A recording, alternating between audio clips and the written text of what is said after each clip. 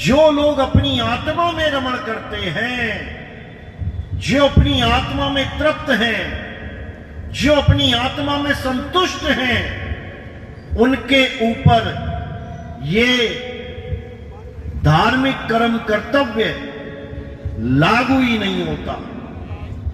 वो हर प्रकार के कर्म कांड से, हर प्रकार के जप तप व्रत से, हर प्रकार की पूजा पाठ से निवृत्त हो जाते हैं। उन कामों को करने का कोई प्रयोजन ही नहीं रह जाता, क्योंकि अब वो मंजिल की तरफ पहुंच गया है। अब उसे किसी की जरूरत नहीं चाहिए। तो क्या है मंजिल? आत्मज्ञान ही मंजिल है। और आत्मज्ञान के बिना जो कुछ भी है वो सब एक भटकाव है, भटकना है। जिसके लिए बोला जल में मीन प्यासी, मोहे देखत आवे हासी। आत्म ज्ञान बिना नर भटके, कभी काबा कभी काशी। कभी काबा में कभी काशी में जन्मों जन्मों से भटक रहे हैं। अब अगर हम गीता के कहे अनुसार उस आत्मा के लिए एक बार पूरे विवेक के साथ अगर हम ये काम कर जाएं, तो समझ लो अब जन्म मरण से हमारी मुक्ति होके रहेगी। लेकिन अज्ञानतावश हम गीता पढ़ते तो हैं, गीता के बड़े बड़े कथावाचक आते हैं, 7-7 दिन पाठ करके चले जाते हैं, आत्मा आत्मा आत्मा चिल्ला के चले जाते हैं। लेकिन पाठ खत्म होने के बाद मूर्ति की पूजा करवा के सारा सामान समेट के चले जाते हैं। अब कहां गई आत्मा? अब कहां गया आत्मज्ञान? ये केवल बातों का विषय बना दिया गया है, केवल एक बातूनी प्रचार बना दिया गया है इस आत्मा को। तो कबीर साहब यही समझा रहे हैं।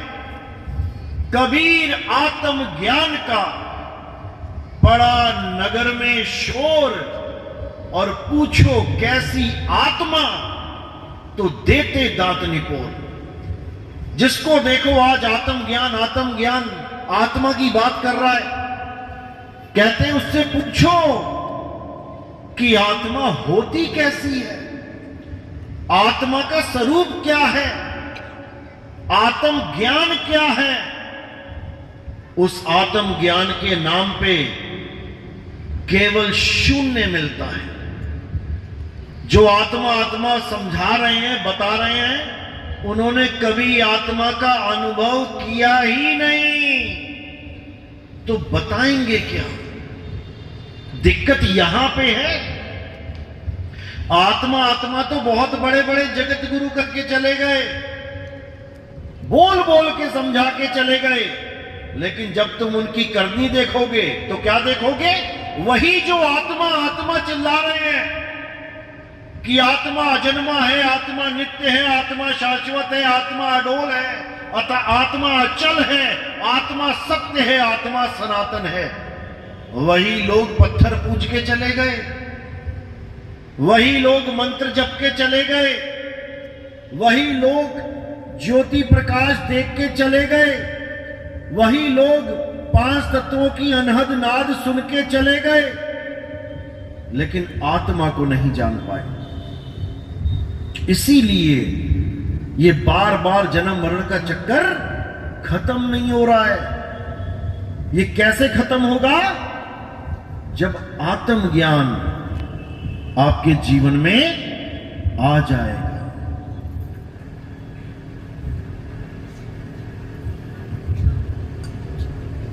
अब आएगा कैसे?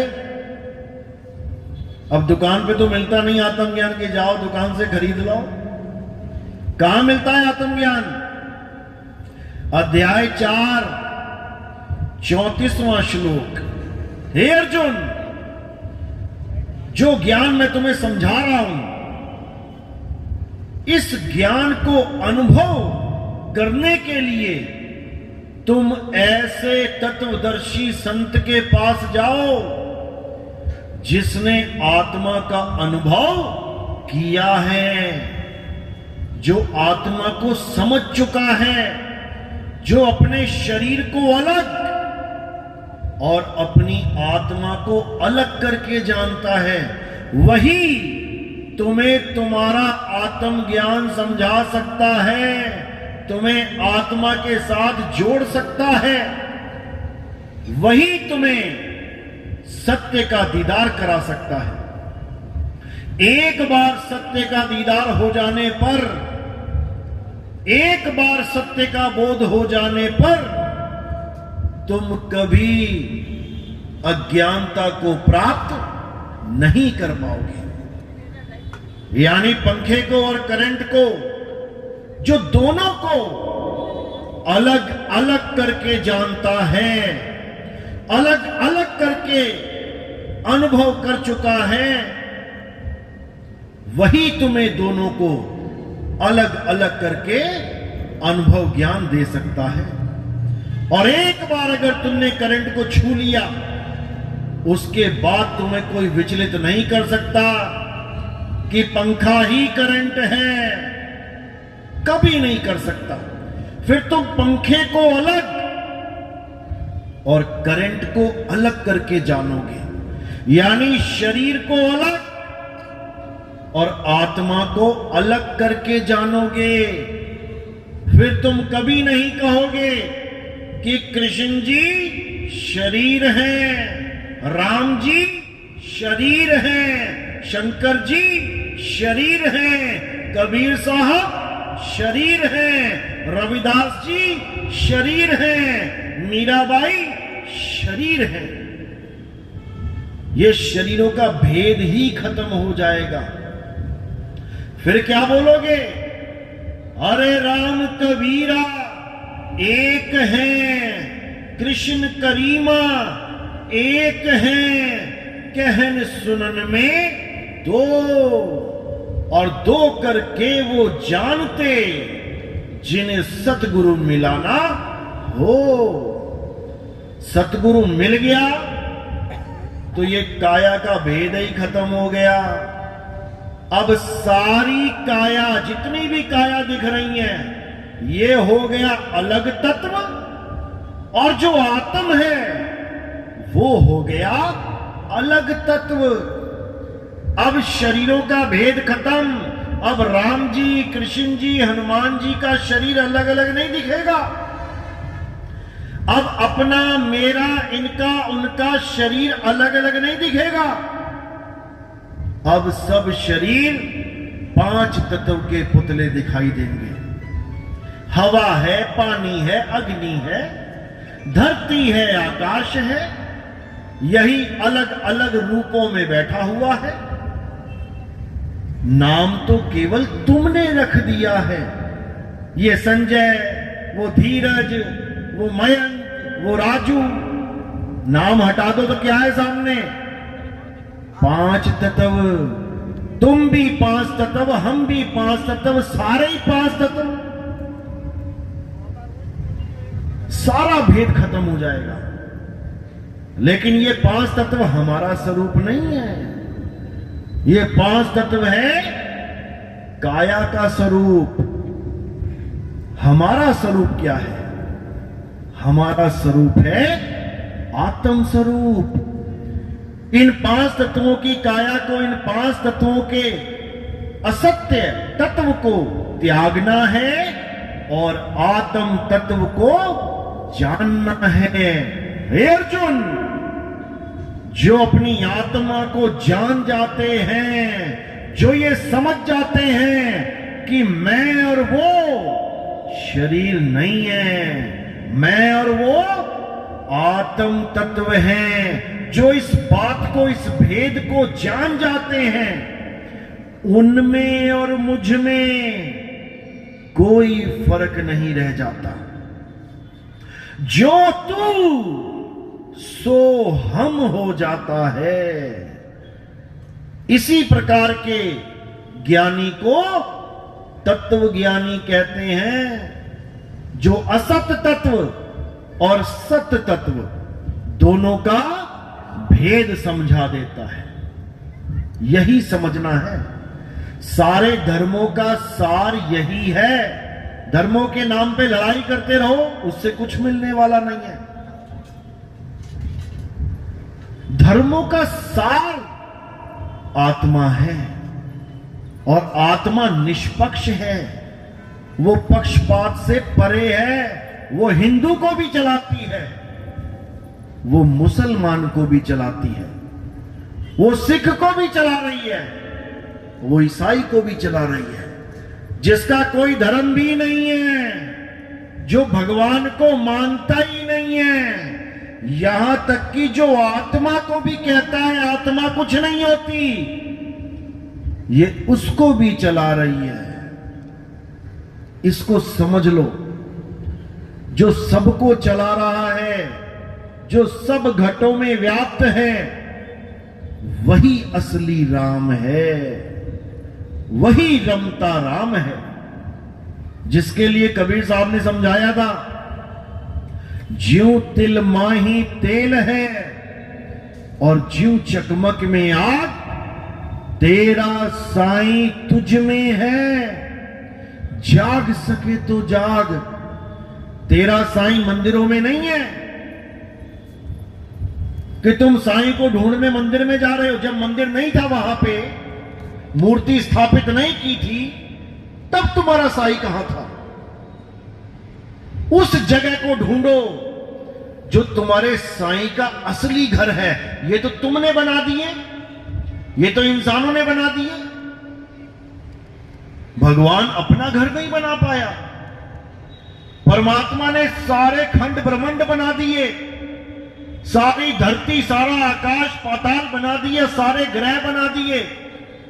एक मंदिर नहीं बना पाया अपने लिए। इतना कमजोर बना दिया तुमने उसको कि उसका घर तुम्हें बनाना पड़ेगा। यही अज्ञानता है। उसने अपना ऐसा पक्का घर बना रखा है कि उसको कोई तोड़ ही नहीं सकता। बाबर आया, हुमायूं आए, मंदिर तोड़ तोड़ के मस्जिद बना दी। जिस भगवान का मंदिर तोड़ा, उस वक्त भगवान कहां था? अपना घर नहीं बचा पाया। समझो इसको। 17 बार कितने लोग आए लूटने के लिए, 17 बार लूट के ले गए। कहां था भगवान? अगर भगवान होता, तुम अपने ऊपर लगा लो। तुम घर में बैठे हो, तुम्हारे घर में क्या चोर घुस के टीवी उठा ले जाएगा? तुम्हारे सामने। तुम्हारे घर में घुस के तुम्हारा लॉकर तोड़ के पैसे ले जाएगा? तुम्हारे सामने। लेकिन एक लुटेरा आता है, मंदिर का गल्ला तोड़ के ले जाता है, मंदिर का घंटा पीतल का वो भी उखाड़ के ले जाता है। अरे भैया, बाकी छोड़ो, भगवान की मूर्ति उखाड़ के ले जाता है। रोकता क्यों नहीं भगवान? क्योंकि भगवान उसमें नहीं है। जहां भगवान है और अगर वो खड़ा है मंदिर में, तो लेके जाके दिखाए कोई। तुम मंदिर में बैठे हो, चोर आएगा गल्ला लेने, ले जाएगा क्या? ले जाएगा? क्यों? क्योंकि वहां भगवान बैठा है। बेटा हाथ लगा के दिखा तू। मूर्ति नहीं रोकेगी उसको, आत्मा रोकेगी। इसलिए परमात्मा मूर्ति में नहीं है। कहां बैठा है? आत्मा में। आत्म में राम, राम में आत्म। छीनस गुरमुख विचारे। जब वेदी गुरु तुम्हारे जीवन में आता है तब तुम्हें जड़ और चेतन का भेद समझा देता है। क्या है जड़ और क्या है चेतन। जड़ से दूर करवा देता है और चेतन से जोड़ देता है। जड़ चेतन का करे निबेड़ा और कहे कबीर सो हंस है मेरा। इस आत्मा का खोजी बनना है हमने। ये पत्थर की मूर्तियां तो इंसान बना के बैठा है। देखो एक त्योहार आता है, गणेश जी का त्योहार आया तो पूरी सड़क पे गणेश ही गणेश, गणेश ही गणेश दिखाई देने लग जाएंगे। और तुम भी कंफ्यूज हो जाओगे, माथा टेकू तो टेकू कहां। चढ़ाओ जरा 10-10 रुपए हर गणेश की मूर्ति के आगे, चढ़ाओ जरा 100-100 रुपए। नहीं चढ़ा पाओगे, नहीं चढ़ा पाओगे, क्योंकि तुम्हारे भाव ही नहीं बनेंगे उस मूर्ति के साथ। भाव कहां बनेंगे जाके? मंदिर में। वही मूर्ति मंदिर में लग गई, अब तुम्हारे लिए भगवान हो गया। वही सड़क पे धूल खा रही है, कोई पूछने नहीं जा रहा उस भगवान को। तो इसी को समझना है। असली भगवान कहां है?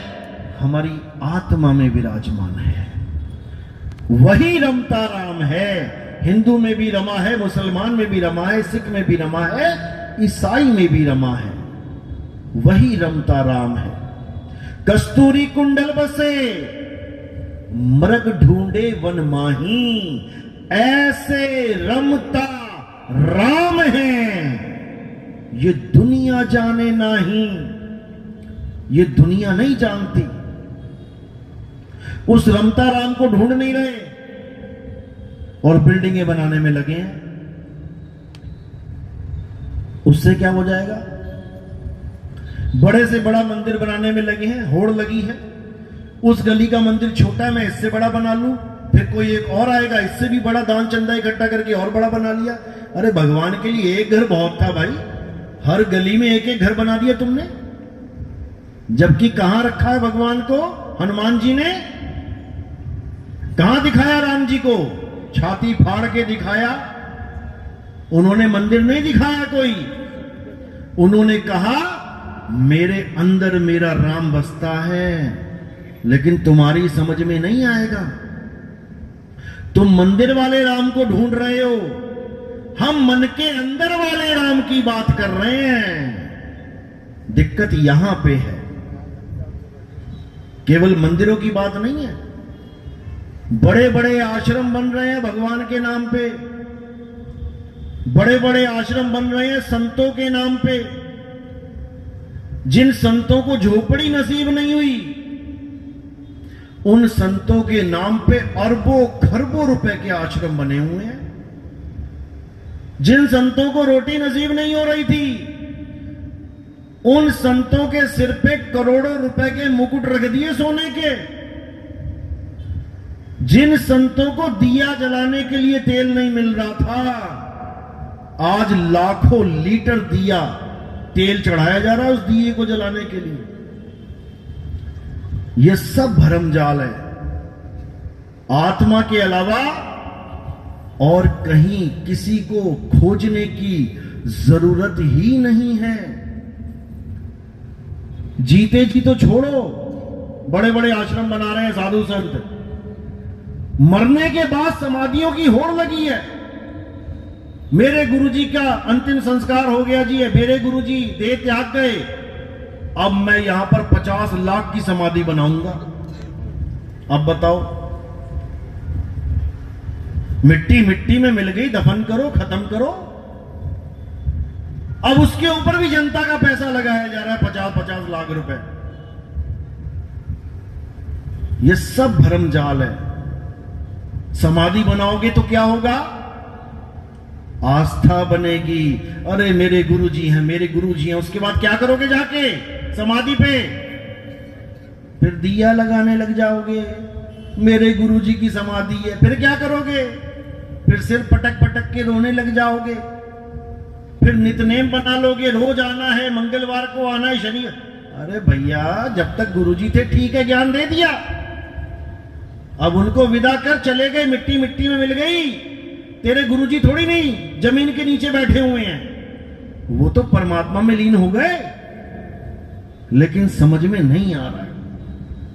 मैं तो कहता हूं ये प्रथा ही गलत है, ये समाधियों वाली, ये अंतिम संस्कार वाली, ये प्रथा ही गलत है। क्या करना चाहिए हमें फिर? क्या करना चाहिए? ना दफन करना चाहिए, ना जलाना चाहिए। तो क्या करना चाहिए? क्या करना चाहिए? मिट्टी में इस शरीर को दान देना चाहिए। किसको दोगे दान? हॉस्पिटल में, हॉस्पिटल्स को। तुम्हें पता है तुम कितनी किडनियां फूंक देते हो रोज? एक एक किडनी के लिए आदमी तरस रहा है। कितने भगत यहां बैठे होंगे जिनकी किडनी में प्रॉब्लम होंगी, जो कहो गुरु के पास भी इसलिए जा रहे हैं कि हे गुरुजी मेरी किडनी ठीक हो जाए। और तुम यकीन नहीं करोगे, हर 1 घंटे में भारत में 3000 लोग मरते हैं। 3000 आंखें जल गई, 3000 किडनियां जल गई, 3000 जो इंटेस्टाइन्स हैं, कितनी इंपॉर्टेंट चीजें हैं, सब जला दी। और अपने ही बच्चे का किडनी से मरने की हालत हुई पड़ी है। कोई किडनी नहीं मिल रही। कहां मिलेगी भाई? किसी पेड़ पे लटकी मिलेगी, ये जमीन खोदोगे तब मिलेगी। हमसे तुमसे मिलेगी। जब तुम कबाड़ में कोई कार बेच देते हो, कबाड़ में, वो कबाड़ी क्या करता है? उसके टायर अलग कर देता है, उसका गियर बक्सा अलग कर देता है, उसका इंजन अलग कर देता है, कोई स्टीरियो सिस्टम लगा है वो अलग कर देता है। वो अलग अलग करके माल बेचता है। तुमने बेचा किलो के हिसाब से, कितने क्विंटल की है, वो बेचेगा अंग के हिसाब से। लेने जाओ जरा पुराना साइलेंसर मोटरसाइकिल का, तुम्हें पता लगे कितने का है। इसी प्रकार इस प्रथा को ही खत्म कर देना चाहिए। जलाना और दफनाना, क्या जलाने से भगवान मिल जाता है? अंतिम संस्कार को कहते हैं जलाना। परमात्मा मिल जाएगा जलाने से या दफनाने से मिल जाएगा? दोनों ही अवस्थाओं में तुमने शरीर को खत्म कर दिया, जबकि इसी में इतनी चीजें लगी पड़ी हैं जो किसी जरूरतमंद को मिल सकती हैं। समझ में आ रही है बात? जी सर। तो जहां तक हो सके अपने शरीर का दान करना चाहिए ताकि किसी के काम आ सके। अब कई लोग कहते हैं जो आंखें दान करता है वो अगले जन्म में अंधा हो जाता है। पूछो महाराज जी से। फिर तो जिसका पोस्टमार्टम होता है उसकी खोपड़ी फटी हुई पैदा होनी चाहिए, उसके पेट फटे हुए पैदा होने चाहिए अगले जन्म में। यह बिल्कुल गलत इंफॉर्मेशन है। यहां तक कि आज मैं इस मंच से ऐलान करता हूं कि जब मेरा शरीर नाश होगा तब ना मुझे जलाया जाए और ना मुझे दफनाया जाए। इंडियन आर्मी की जो हॉस्पिटल प्रणाली है मुझे वहां पे दान दे दिया जाए। मेरी किडनी, मेरी आंखें किसी फौजी को अगर मिलेंगी तो मैं कहता हूं इस जन्म का भी हमने, इस शरीर को भी हमने सफल कर दिया। परमात्मा तो मिलेगा मिलेगा, लेकिन किसी को जीवन दान भी मिलेगा। ये मैसेज भी देना है हमने। ये बहुत इंपॉर्टेंट शरीर है, ये ऐसे नहीं मिलता। अगर किसी के काम आ जाए तो इससे बड़ा कोई पुण्य भी नहीं है। हालांकि हम पाप और पुण्य से ऊपर हैं, लेकिन फिर भी किसी का भला हो तो जरूर करना है। तो बात है आत्मा की और शरीर की। शरीर असत्य है, एक दिन माटी में मिल जाना है। आत्मा कभी माटी में नहीं मिलती। आत्मा सत्य है, सनातन है। आत्मा को ही प्राप्त करना हमारे जीवन का लक्ष्य है। ना हमें राम बुरा लगता है, ना हमें अल्लाह बुरा लगता है, ना हमें वाहेगुरु बुरा लगता है, ना हमें गॉड बुरा लगता है। ये चारों नाम मेरे आत्म राम के ही हैं। कोई बोले राम राम, कोई खुदाए, कोई सेवे गुसैया, कोई अलाए। ये मेरे ही प्रभु के नाम है सारे, लेकिन मैं अपने ही प्रभु के नाम के बंधन में नहीं बंधूंगा। 52 अक्षरों की बात कर रहा हूं मैं, जिसको कृत्रिम नाम बोला है, झूठे नाम बोला है, नकली नाम बोला है। कृत्रिम नाम कथे तेरे जिह्वा, सत्य नाम तेरा परा पुरवला। जो सत नाम है वो इन 52 अक्षरों से परे है। ये 52 अक्षर इंसानों की देन है। 52 अक्षर जीव आधारा, आदि अक्षर जीभ्या से न्यारा। वाही को सत सिमरण कहिए, सिमर सिमर नर उतरो पारा। इन 52 अक्षरों को जितनी जल्दी तुम पहचान जाओगे, समझ लो उतनी जल्दी तुम्हारा कल्याण होगा, क्योंकि यही है जंजाल। ये 52 अक्षर ही परमात्मा से दूर करने का कारण बना हुआ है। इसीलिए बोला है मदन साहब ने, सोई गुरु पूरा कहावे, जो 2 अक्षर का भेद बतावे। एक छुड़ावे, एक लखावे, तब प्राणी निज घर को जावे। इन 52 अक्षरों को छुड़वा दे। मैं अल्लाह को मानता हूं, मैं वाहेगुरु को मानता हूं, मैं राम को मानता हूं, मैं गॉड को मानता हूं, लेकिन मैं नाम नहीं जपूंगा, क्योंकि नाम जाप ही बंधन है।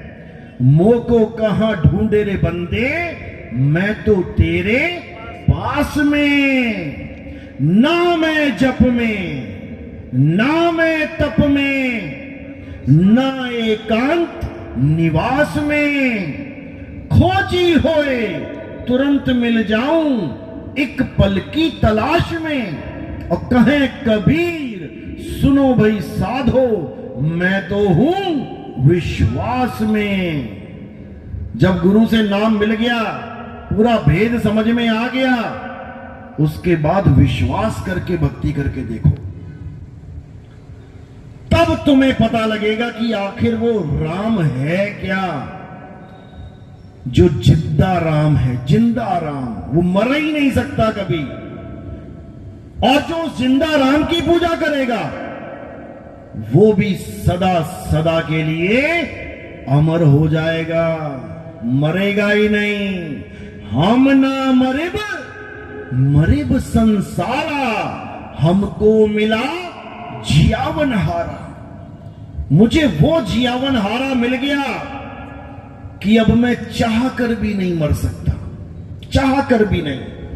कोई तैराक है जिसको तैरना आता है, तुम डाल दो पानी में उसको, स्विमिंग पूल में गिरा दो, 50 फुट का स्विमिंग पूल हो, उस तैराक को कहो तू इसमें डूब के मर जा, मर जाएगा क्या? नहीं। जाएगा डूबने, लेकिन जब सांस उखड़ेगी एकदम ऊपर आएगा सांस लेने, क्योंकि वो तैरना जानता है। और जो तैरना नहीं जानता है, वो चाह कर भी नहीं बच पाएगा।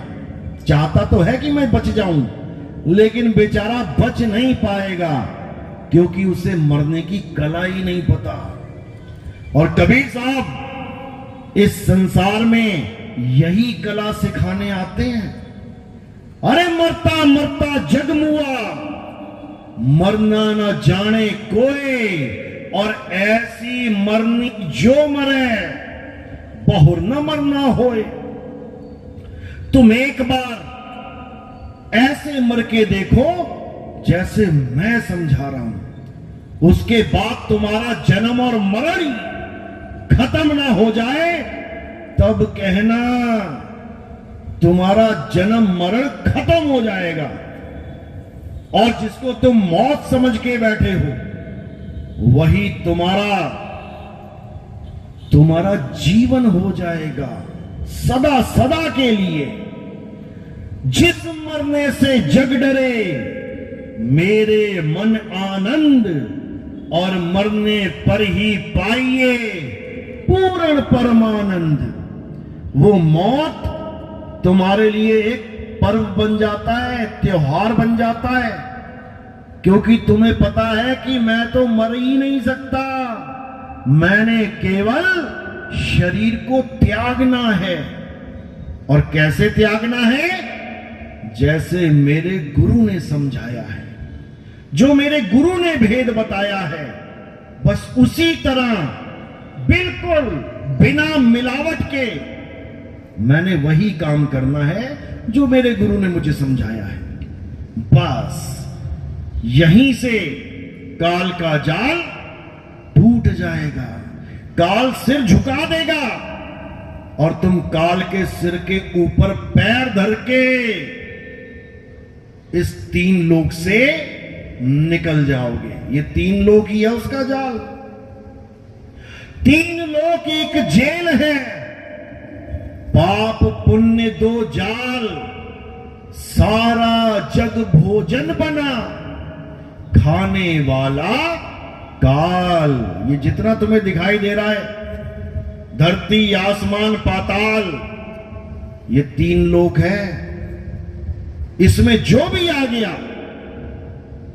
उसका नाश निश्चित है। अब इस 3 लोक से निकलना है तो क्या करना पड़ेगा? 4थे लोक यानी शब्द का ज्ञान लेना पड़ेगा, तब बात बनेगी। तो कह रहे 3 लोक हैं देह में, रोम रोम में धाम, सतगुरु बिन ना पाइए सार शब्द निज नाम। सार शब्द यानी 4था लोक, जिस लोक में हमने समाना है। जाप मरे अजपा मरे, अनहद भी मर जाए, और सुरत समाए शब्द में वाको काल न खाए। उसी शब्द में हमने समाना है, वही हमारा असली घर है, निज घर है, निज लोक है। और ये लोक काल का लोक है। इसीलिए इसका कितना सुंदर नाम रखा हुआ है, देखो क्या नाम है इसका? मृत्यु लोक। कितना प्यारा नाम है। अपने घर का नाम रख के देखना जरा, अपना बढ़िया सा घर बनाना, उसके बाहर बोर्ड लगाना मृत्यु लोक। लोग कहेंगे पागल है क्या, ये कैसा नाम रख लिया? तो ये दुनिया भगवान ने बनाई है, तो ये कैसा नाम रख दिया?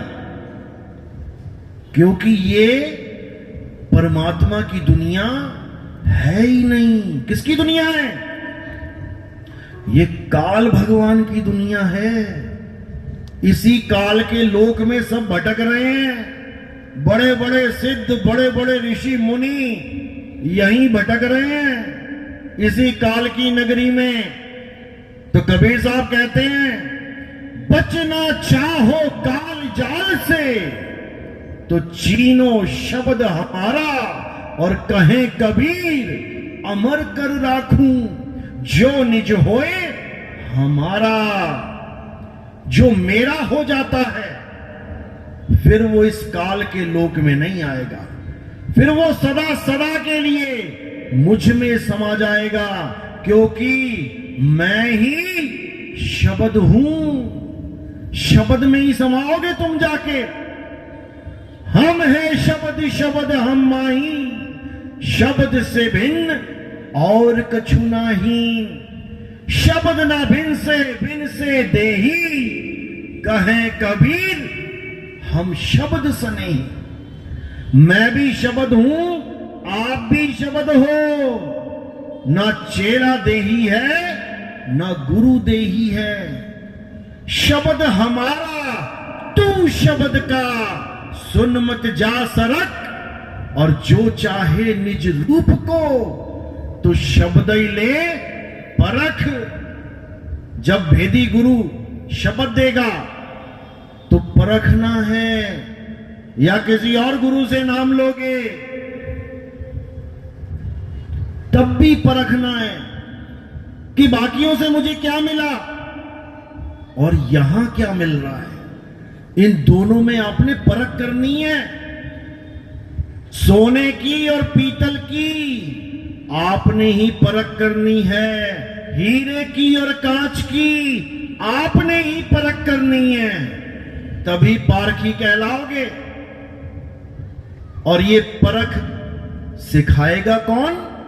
शब्द विवेकी पारखी, सो माथे का मोर, वो गुरु जो शब्द का विवेक करके परख करके जान चुका है कि नकली शब्द क्या है और सत्य शब्द क्या है, नकली नाम क्या है और असली सतनाम क्या है।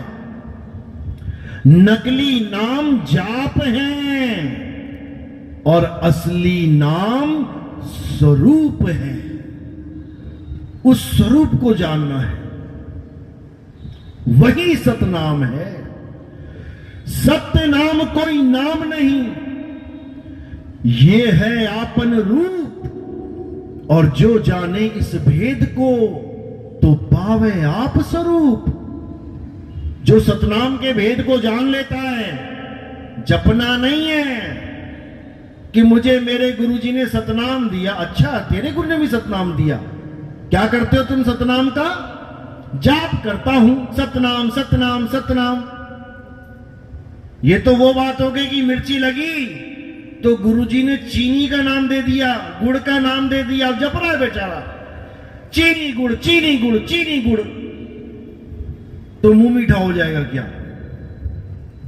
सत्य नाम है सार, पूछो संत विवेक करी, उतरो भव जल पार।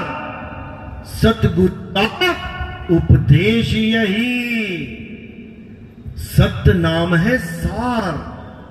सार यानी जिसका कभी किसी काल में नाश ना हो, और असार जिसका कभी भी नाश हो सकता है। तो सतगुरु ऐसा चाहिए जैसा सूप सुहाए और सार सार तो गही रहे, थोथा दे उड़ाए। यानी ये काया का खेल उड़ा दे और आत्मा का भेद बता दे, तब जाकर तुम आत्मज्ञानी कहलाओगे। नहीं तो इन्होंने मंत्र ज्ञानी बना दिया, जपी बना दिया, तपी बना दिया, सती बना दिया। बनाना क्या था? आत्मज्ञानी। आत्मज्ञानी का मतलब ये नहीं कि मैं 10 माला जपता हूं, मैं 20 माला जपता हूं, ये आत्मज्ञानी नहीं होता, ये जपी होता है। आत्मज्ञानी का मतलब ये नहीं कि मैं नंगे पैर शोलों पे चलता हूं, इसको तपी कहते हैं।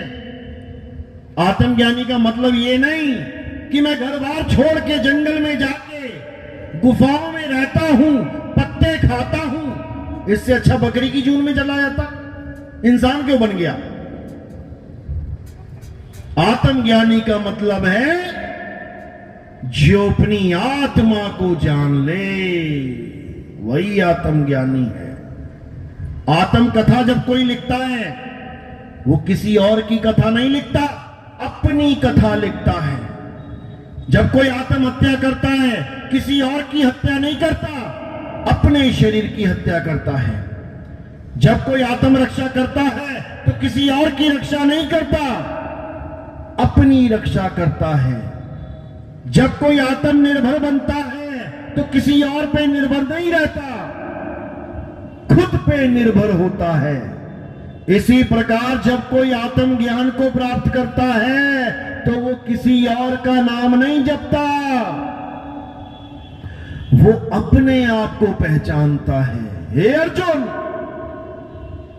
जो अपनी आत्मा को जान लेते हैं वो इस भव बंधन को, इस भव सागर को सदा सदा के लिए छोड़ के अपनी आत्मा में स्थित हो जाते हैं। उन्हीं लोगों को स्थित प्रज्ञ बोला गया है। स्थित प्रज्ञ जो अब चल अवस्था में नहीं रहते, जो स्थित हो चुके हैं, अचल हो गए हैं, वही मुक्त होंगे। जो चल रहे हैं इस लोक से उस लोक में, उस लोक से उस लोक में, वो कभी मुक्ति प्राप्त नहीं कर सकते। इसीलिए गरीबदास जी ने कहा, सतगुरु के लक्षण कहूं अचल विहंगम चाल, हम अमरापुर ले गए ज्ञान शब्द सिर घाल। ये भेद की वाणी है। ये तब समझ में आती है जब तुम्हारे जीवन में कोई भेदी सतगुरु आता है, जो तुम्हें सारे रहस्य समझाता है, तुम्हारी काया के रहस्य, कहां पर गणेश जी बैठे हैं, कहां पर शंकर जी का वास है, कहां ब्रह्मा जी सृष्टि पैदा कर रहे हैं, कहां विष्णु जी पालन कर रहे हैं, कहां शंकर जी संहार कर रहे हैं, माया कहां से 52 अक्षरों की उत्पत्ति कर रही है, मन कहां बैठ के सारे संसार को कंट्रोल कर रहा है, और परमात्मा कहां बैठ के राज कर रहा है। ये सारा भेद खोल दिया जाता है। उसे कहते हैं भेदी सदगुरु। और फिर वो तुम्हें उस वस्तु का ज्ञान करवाता है जिस वस्तु को पाने के लिए तुम्हारा ये इंसानी जन्म हुआ है। लेकिन बुद्धि विवेक पूर्ण ना होने के कारण तुम उस वस्तु को पता नहीं कहां कहां ढूंढते रहते हो। इसीलिए साहिब ने बोला, अरे वस्तु कहीं और ढूंढे कहीं, कैसे लागे हाथ, और गुप्त वस्तु तब मिले भेदी लीजे साथ। भेदी लीना साथ में, दीनी वस्तु लखाए, और कोटि जन्म का पंथ था, पल में पहुंचा जाए। इसी को समझना है। तो ये वही पंथ है भाई जिसके बारे में 600 साल पहले कबीर साहब बता गए थे कि धर्मदास, एक ऐसा समय आएगा जब सतनाम का परचम सारे संसार में लहराएगा। और वो कब उजागर होगा? जब 12वें पंथ का नाश हो जाएगा। 12 पंथ काल फुरमाना, भूले जीव न जाए ठिकाना। 13वें पंथ हम ही चले आए, सब पंथ मेट के एक पंथ चलाएं। अब ये वो पंथ है जो सारे पंथों को मेट के एक झंडे के नीचे लेके आएगा। आज जिन लोगों ने दीक्षा ली, हाथ खड़े करो। एक माइक तो जरा वहां पे है, कोई माइक दूसरा वायरलेस तार वाला है?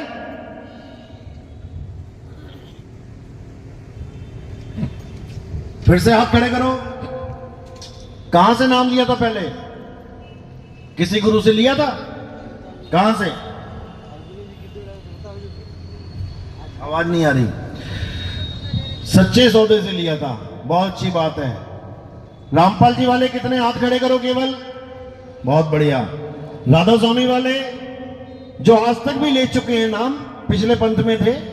धन सतगुरु वाले, नाथ पंथ वाले, कोई क्रिश्चियन में था, कोई मुस्लिम है, सब अलग अलग पंथों से। हर इंसान, हर आदमी किसी ना किसी पंथ में जुड़ा हुआ है। क्यों? क्योंकि वो परमात्मा को चाहता है। लेकिन जुड़ता किस पंथ में है? जहां पर उसके मां बाप जुड़े हों। हम मंदिर क्यों जाते हैं? क्योंकि हमारे माँ बाप जाते हैं, हमें लेके जाते हैं। हम मस्जिद क्यों जाते हैं? क्योंकि हमें माँ बाप लेके जाते हैं। हर धर्म का बच्चा अपने ही धर्म में क्यों जा रहा है? क्योंकि उसके माँ बाप लेके जा रहे हैं। लेकिन जिस दिन बच्चे ने यह समझ लिया कि ठीक है, मेरे माँ बाप मुझे लेके गए, अच्छी बात है, जहां वो जुड़े थे वहां मुझे जोड़ दिया, अच्छी बात है, लेकिन परमात्मा ने मुझे विवेक बुद्धि दी है। क्यों दी है? ताकि मैं भी कुछ विचार कर सकूं, मैं भी ये समझ सकूं कि जहां मुझे मेरे माता पिता ने जोड़ दिया है, वो जगह, वो पंथ पूर्ण ज्ञान दे भी रहा है कि नहीं। कैसे परख होगा? विवेक और बुद्धि से। इसलिए जो जहां जुड़ा है अच्छी बात है, क्योंकि ये मूल ज्ञान ऐसे समझ में भी नहीं आता। ये पीएचडी की पढ़ाई तब तक समझ में नहीं आती जब तक तुम मास्टर डिग्री ना कर लो। इसलिए जहां तक पिछले गुरुओं ने आपको ज्ञान दिया, बहुत अच्छी बात है, आपको इस लाइन में डाला कि आप धीरे धीरे धीरे आगे बढ़ते रहे। बढ़ते बढ़ते YouTube पे खोजने लगे, कोई संतों की वाणी, कोई राम जी की कहानी, कोई कुछ और एकदम आपके मोबाइल में हमारा सत्संग आ गया।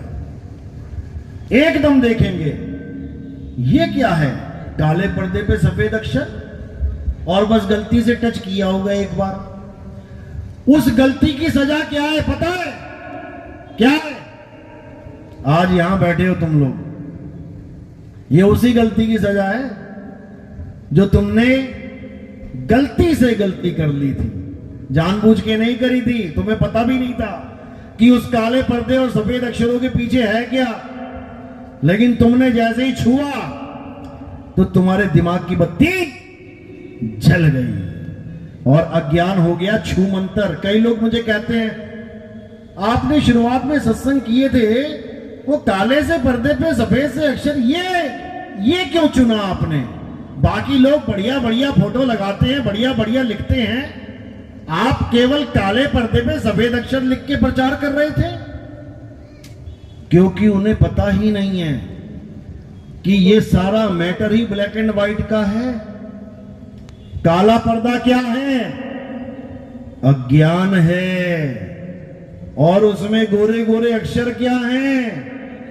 ज्ञान है। गुरु का मतलब ही यही होता है। गु कहिए अंधकार, रू कहिए प्रकाश। तो वही गुरु तुम्हारे मोबाइल में सामने आ गया था तुम्हारी बत्ती जलाने के लिए, और ऐसी बत्ती जलाई कि अब दोबारा अंधकार आ ही नहीं सकता। ये है गुरु की महिमा। लोग कहते हैं गुरु क्या होता है, गुरु क्या होता है? गुरु ही जीवन है। बिना गुरु के जीवन भी नहीं है। जिसका कोई गुरु नहीं होता उसका जीवन शुरू ही नहीं होता, क्योंकि जीवन की शुरुआत ही गुरु है। जैसे ही आप पैदा हुए, अब आपने गुरु बनाना शुरू कर दिया।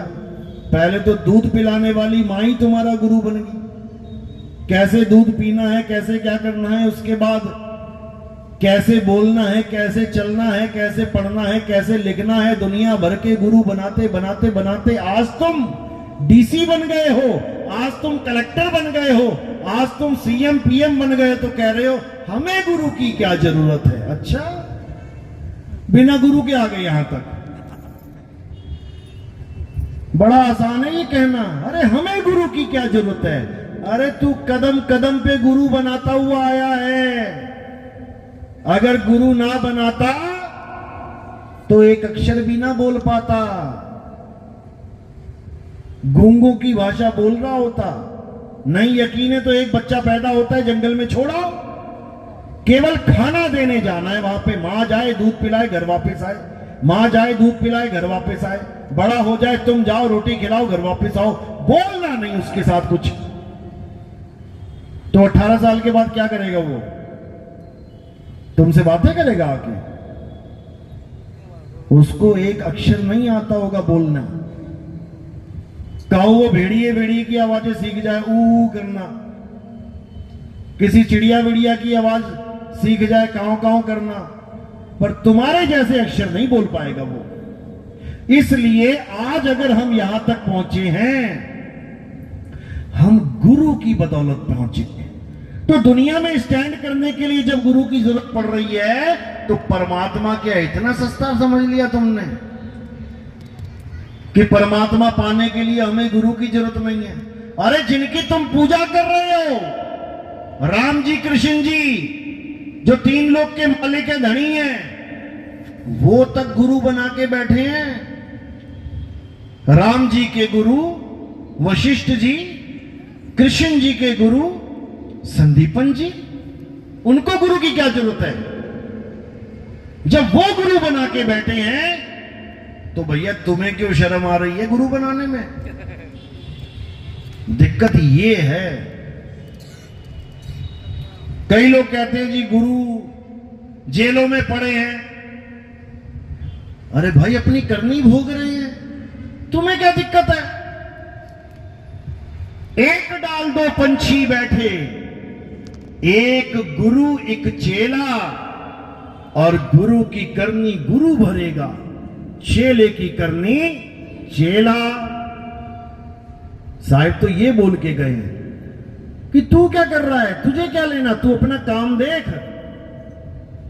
एक केमिस्ट्री का प्रोफेसर या एक डॉक्टर खूब दारू पीता है, डॉक्टर खूब दारू पीता है, और तुम्हारी भी दारू पी पी के किडनी फेल हो गई, लीवर सड़ गया। अब क्या तुम इलाज कराने नहीं जाओगे वहां पे उस डॉक्टर से? तुम क्या कहोगे? अरे वो तो खुद दारू पीता, मेरा इलाज क्या करेगा? इलाज उसकी दारू नहीं करेगी, इलाज उसका ज्ञान करेगा। कहो वो तुम्हें ठीक ही कर दे पूरा, लेकिन खुद को दारू से नष्ट कर लेगा, खुद के शरीर को नष्ट करवा देगा दारू पी पी के, लेकिन पता नहीं कितने मरीजों को ठीक कर देगा। तो इसी को समझना है, वो गुरु की करनी है। कोई जेल में बैठा है तो अपने कर्मों से बैठा है, तुम्हें थोड़ी नहीं जेल में ले जा रहा, तुम अपने कर्म ठीक कर लेना, लेकिन गुरु से ज्ञान जरूर लेना है, तभी कल्याण होगा, नहीं तो नहीं होगा। चलो आज का सत्संग यही समाप्त करते हैं। मेरी बातें किस किस के समझ में आई, हाथ खड़े कर दो एक बार। पूरे ज्ञानी बन गए हो, बहुत अच्छी बात है। इस जन्म में भी नहीं बनोगे तो कभी नहीं बन पाओगे, ये आखिरी मौका है। अगर ये मौका निकल गया हाथ से, बड़ी दिक्कत हो जाएगी। चलो आज का सत्संग यही समाप्त करते हैं, और आगे का जो प्रोग्राम है वो आपको दीपक जी बता देंगे, किरण जी। तो जयकारा लगाएंगे और उसके बाद समापन करेंगे। बोलिए परमपिता परमात्मा की, सदगुरु बंदी छोड़ कबीर साहिब की, सदगुरु मदनपति साहिब की, सदगुरु जाहिरपति साहिब की, सदगुरु राम सेवक साहिब की, सदगुरु वैराग साहिब की, सभी संतों की, सभी भक्तों की, आज के आनंद की, सकल हंस को बंदगी साहेब बंदगी। सतनाम सतनाम।